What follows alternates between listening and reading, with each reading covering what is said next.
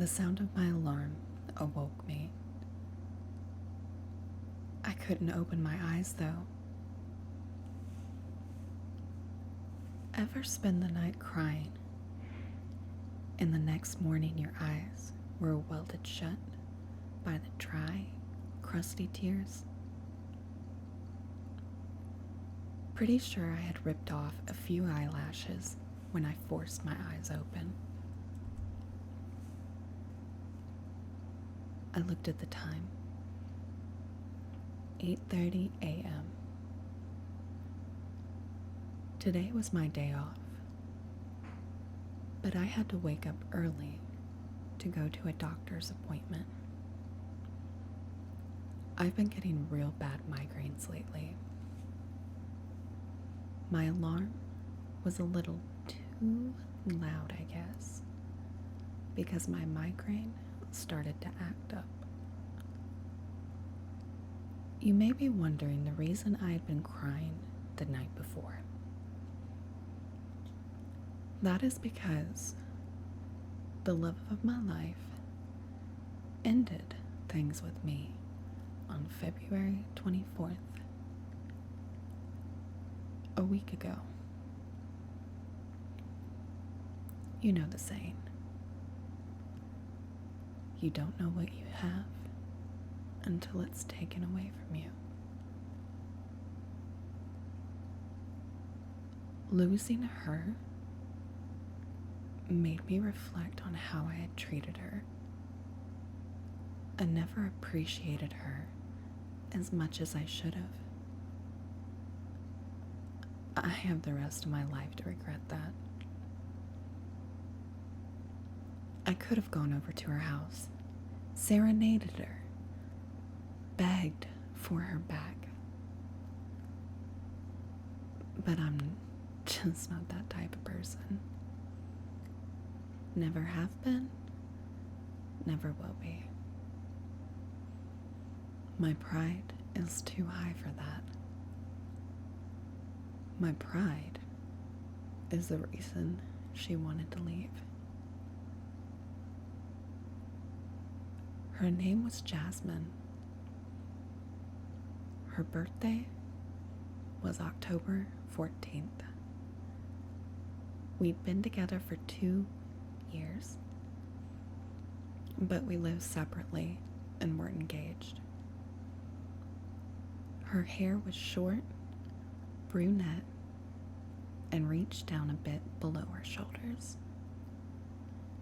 Beautiful, long eyelashes that looked like the legs of a spider. Her intoxicating brown eyes that looked straight into your soul. Most of all, she had a smile that could lighten up the darkest of rooms. It was too bad I never said things like this to her when I still had her. I wiped the crust out of my eyes, showered and brushed, then lazily staggered over to my closet to put on a pair of black sweatpants. Pain in my back as I knelt down to grab my white sneakers. I wasn't in good shape. Pizza boxes and beer cans littered all over my apartment. Dark bags under my eyes. Wish I wasn't like this. Wish that I could just drive over to her house with a bouquet of flowers, get on my knees, and tell her how much she means to me. I'm sure she'd take me back if I did that. How I am with her wasn't my only problem. I wish I could quit my stressful job and too stubborn to do what's good for me. It seems like all the negative things about me form a black cloud that follows me around every single day.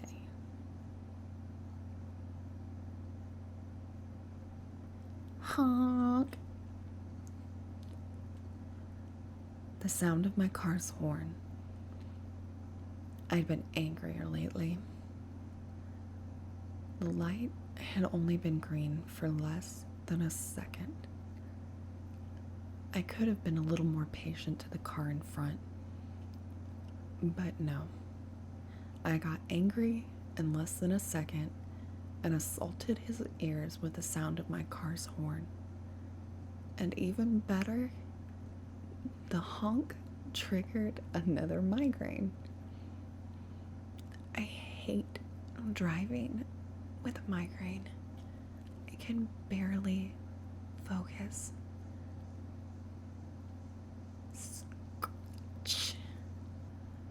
That was the sound of my car scraping against the pillar as I tried to park at the doctor's office.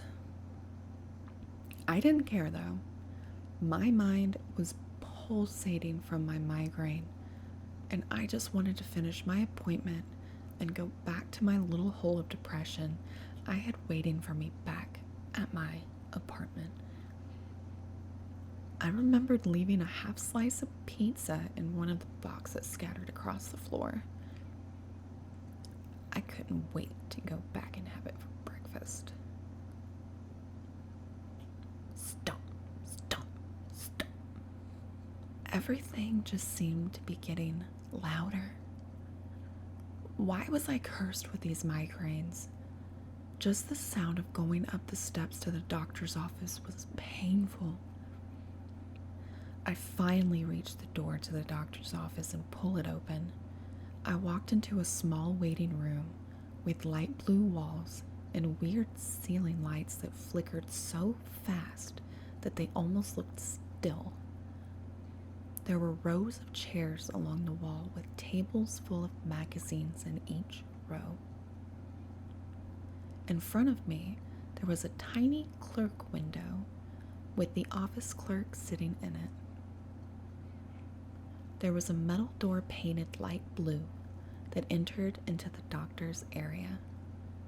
No windows anywhere, only that artificial ceiling light. Is this a bad area? Why is the clerk window so tiny? I asked. I'm 6'6", so I had to kneel down to a window a human couldn't fit through to even speak to the woman. She let out a little forced laugh that didn't answer the question.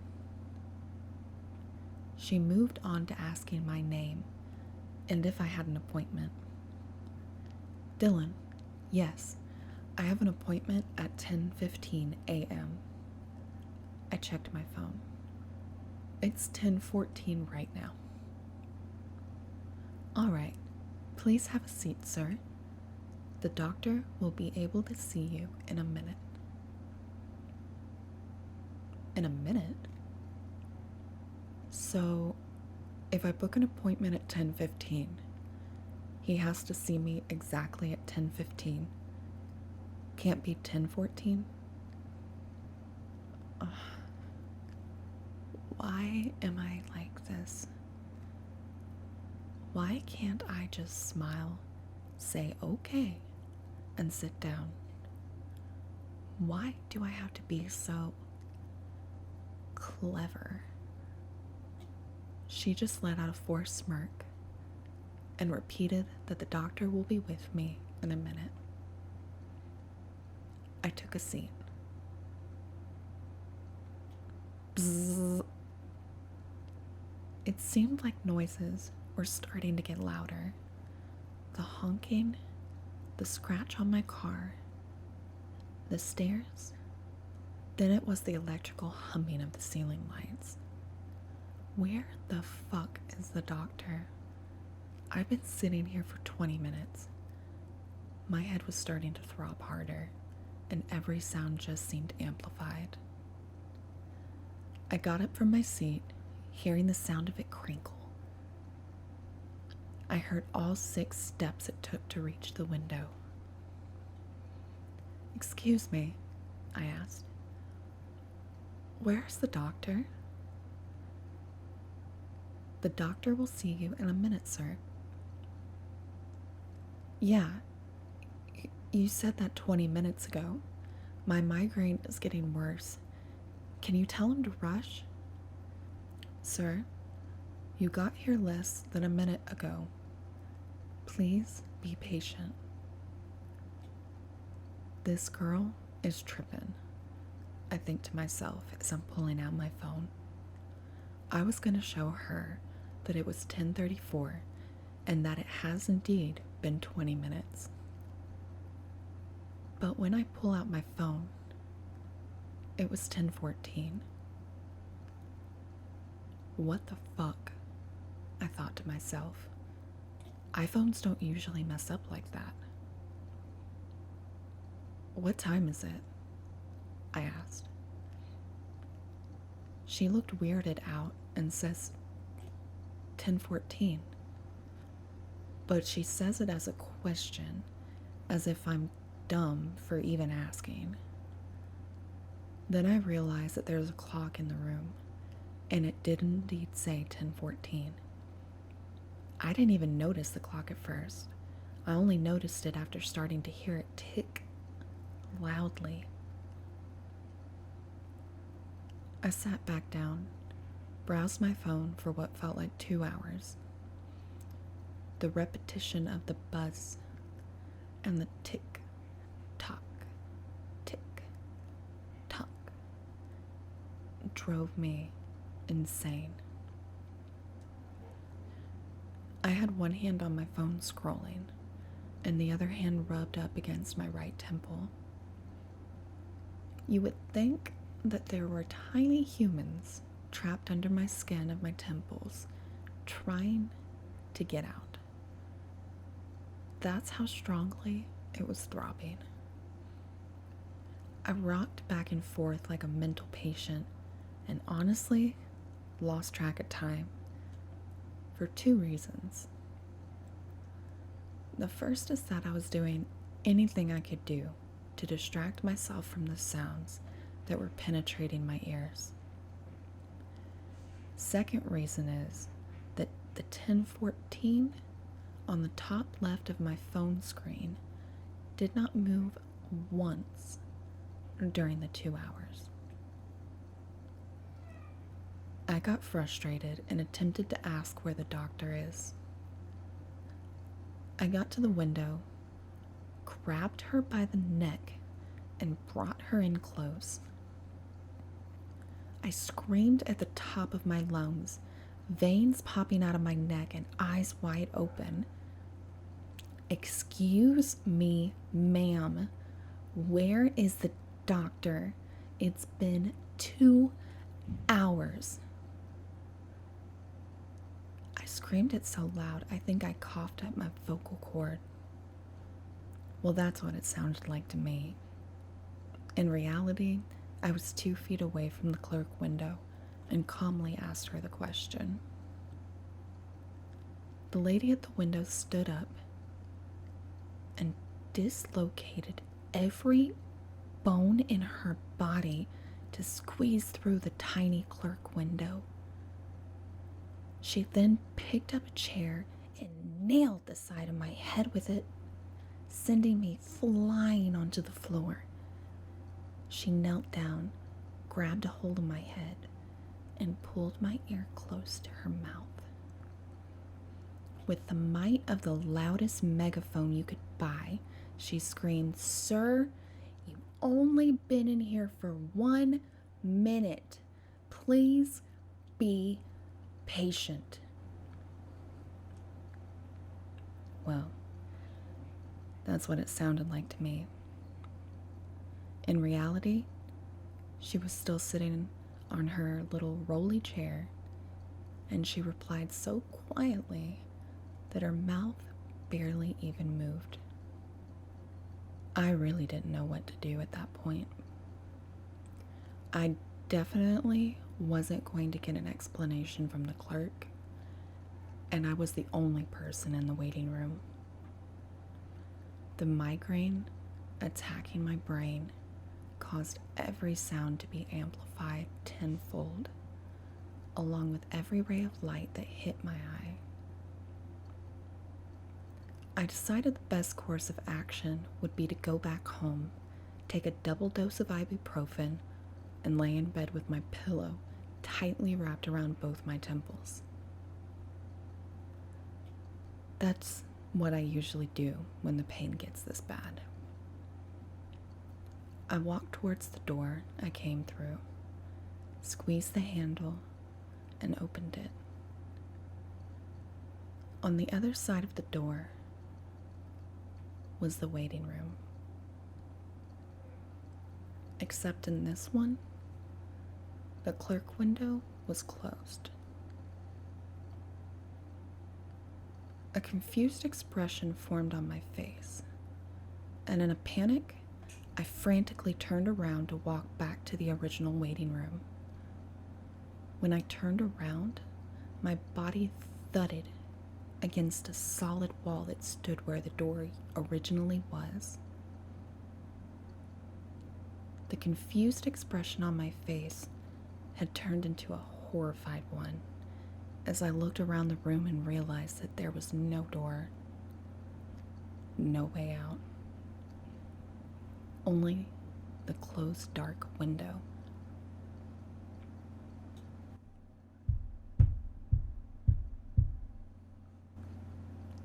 The sound of me banging against the window as I prayed somebody would answer, but nobody did.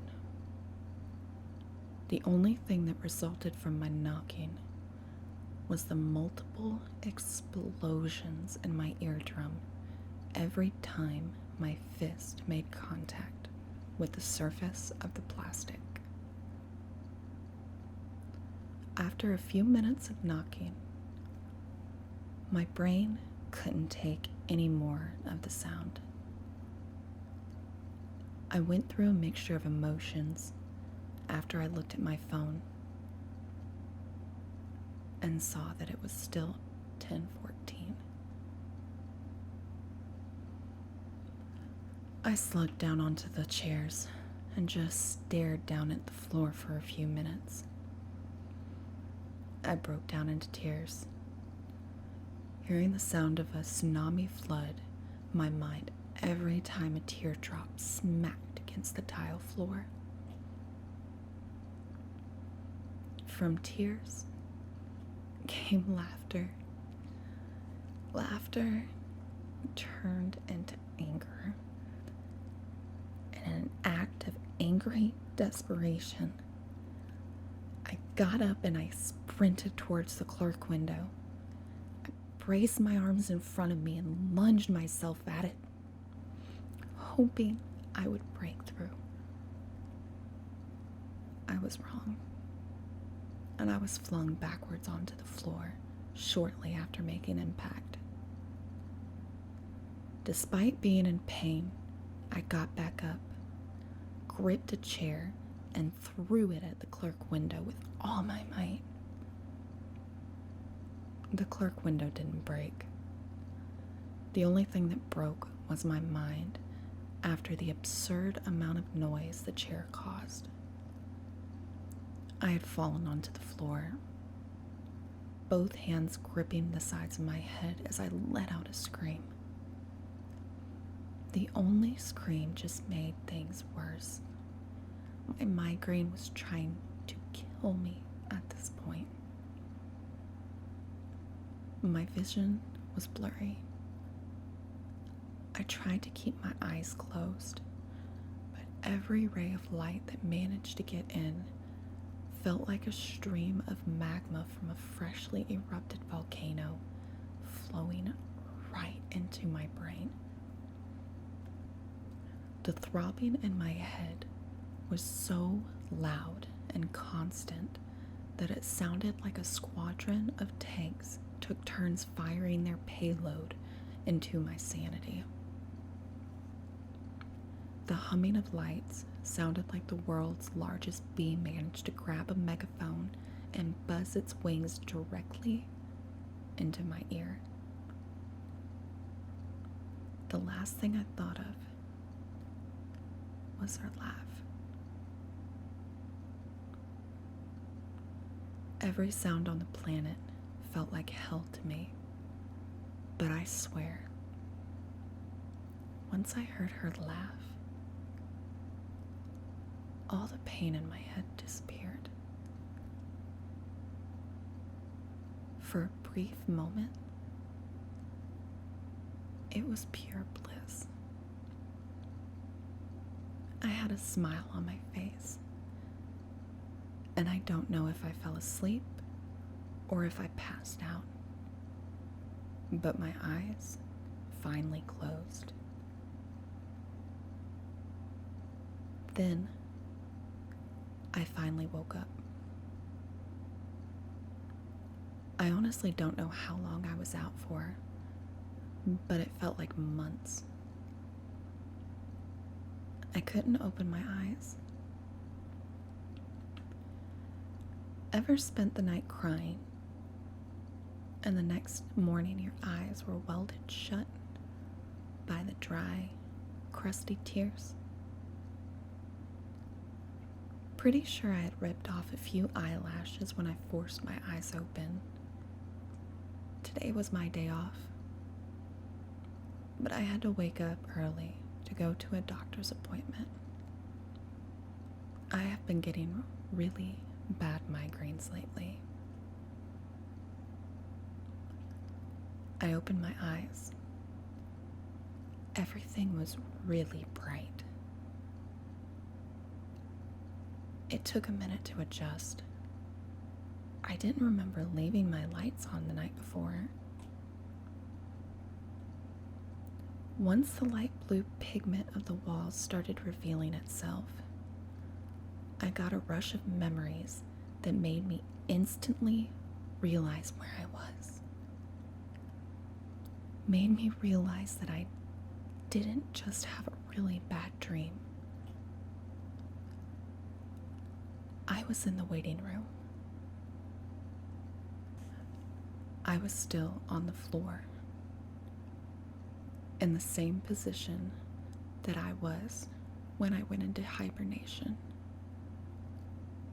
I raised my torso up as I was rubbing my eyes. I let out an obnoxious yawn and picked myself up off the floor. My body was completely numb. It really does feel like I was out for months. I checked my phone to see if it's still 10:14.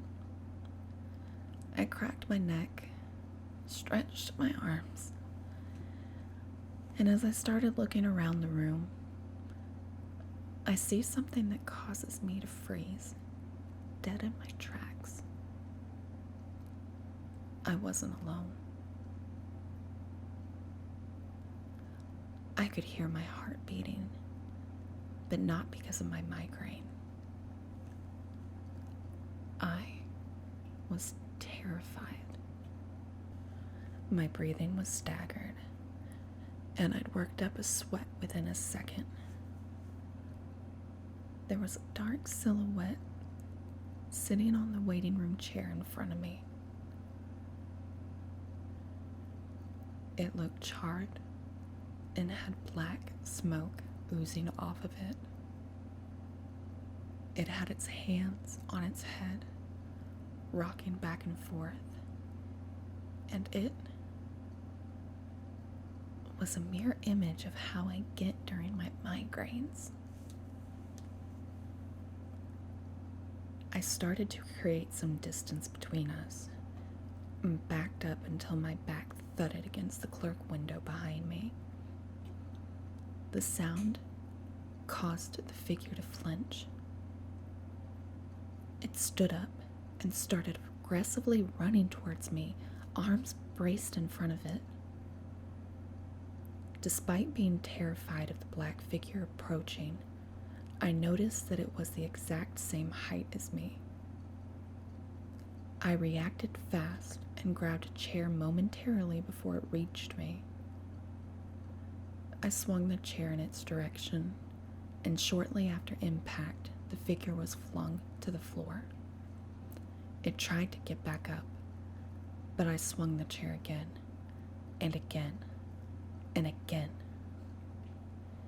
Every hit caused a cloud of black smoke to puff out of the figure. I kept hitting until the room was completely devoid of light. I was now standing in a cloud of black smoke. And then I heard my name. Dylan? Everything was still dark.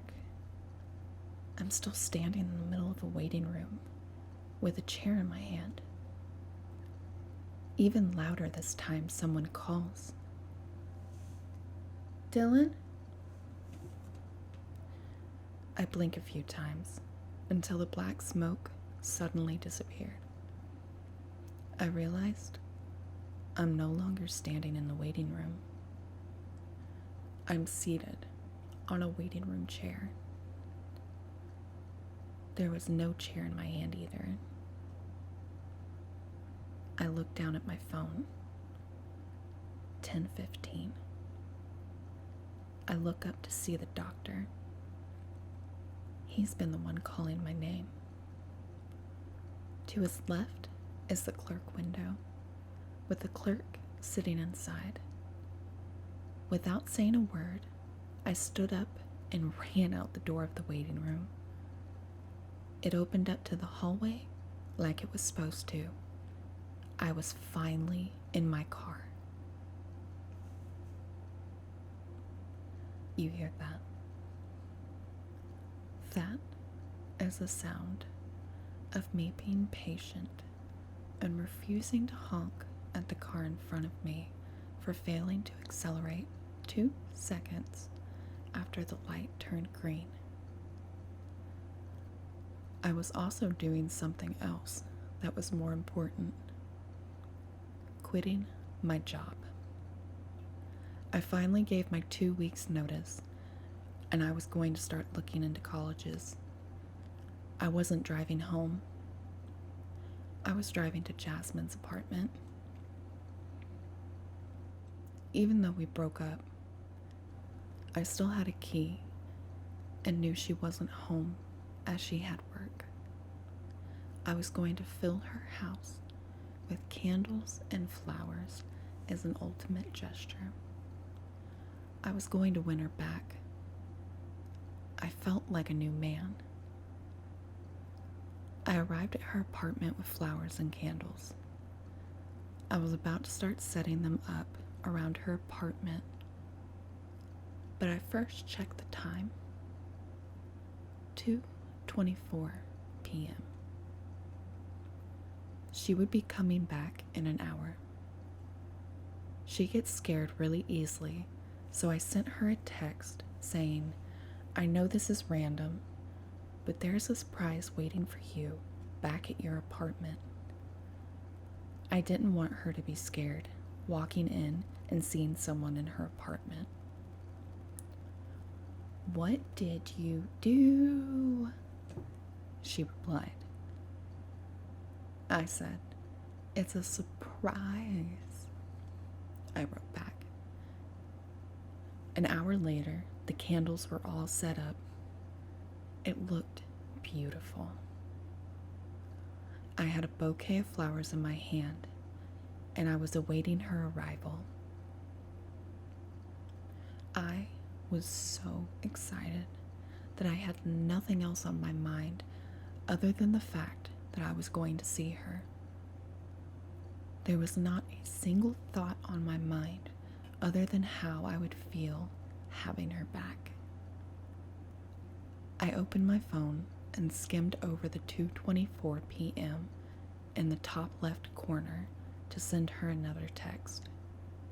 "Hurry up," I wrote. "I will see you in a minute," she replied. Wow, she already knew what my surprise was? that I was there? She knew me so well. Before she arrived, I quickly ran into the bathroom. I looked at myself in the mirror. I felt like a new person. I reminisced about how much I'd grown up since my ordeal.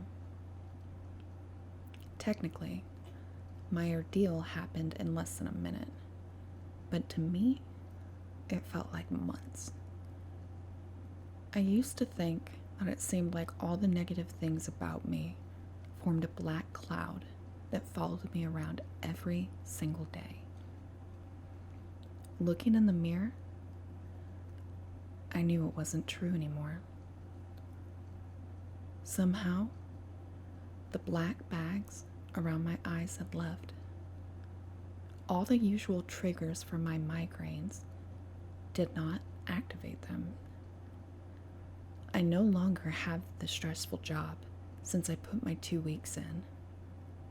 And I have the energy to set up all of this for Jasmine. No more laziness. No more stubbornness. Only ambition. I knew that I would no longer have a black cloud dragging me down every day. I washed up and headed back for the living room. I opened the door of the bathroom and stepped out. Except I didn't step out into the living room. I walked into a small waiting room with blue walls and weird ceiling lights that flickered so fast that they looked still. There were a row of chairs along the wall with tables full of magazines in between each row. I almost had a heart attack when I saw the sight, and I quickly turned around to look at the door I came from. It was gone. I was back in the waiting room. Did I ever leave? I noticed something weird, though. This room still had the door that led to the doctor's area. There was a noise coming from behind it. The handle of the door twisted, and it slowly started to creak open. A black figure walked inside the room, smoke oozing off its body. Fuck, not this again. This one wasn't my size, though. It was much shorter than me. As soon as it saw me, it started sprinting towards me with arms wide, as if it wanted to grab me. The only thing that caught me out of the room last time was killing the dark figure, so I grabbed the closest object I could find and clipped the silhouette on the side of the face. It fell to the floor, and before it had a chance to do anything, I smashed the bottom of the lamp I'd grabbed over its face repeatedly. I couldn't go through this again, not when I was so close to getting Jasmine back. Every hit sent tiny puffs of smoke out, and I just kept hitting and hitting until the entire room was engulfed in smoke. Something was different this time, though. The smoke started to make me cough badly. So badly that I couldn't breathe anymore. I collapsed onto the floor, right next to the smoky black silhouette, still in the waiting room. The smoke was so strong my eyes became watery, and I could barely keep them open. I started hearing sirens too. What the fuck is going on? Despite the smoke, I forced my eyes open. I was no longer in the waiting room. I looked around me. Fire everywhere. Candles knocked over. Jasmine's apartment on fire, smoke everywhere. I look over at where the black figure was, only to find Jasmine. Her face was caved in, and there was a pool of blood all around her. I looked down at the blood-soaked lamp in my hand. I looked around the apartment. No way out. The fire engulfed the entire apartment, and it was approaching our position. I grabbed Jasmine's limp hand, laid back, and accepted what was happening. I went through a mixture of emotions. First, I stared at the smoke-filled ceiling, ignoring the pain of the inferno I was lying in. Then I started crying, but any tears that came out evaporated instantly by the heat surrounding me. Finally, I started laughing. There wasn't anything funny. It was a psychotic laughter. When my legs caught fire, I started laughing even harder. I looked over at Jasmine. She was so burnt. She looked completely black and charred. She still had smoke oozing off of her. She caught on fire before I did. So I knew I'd reach the same fate. All that would be left to find are two black silhouettes, two charred bodies with smoke oozing off them. And with that last thought, the ceiling came crashing down on us.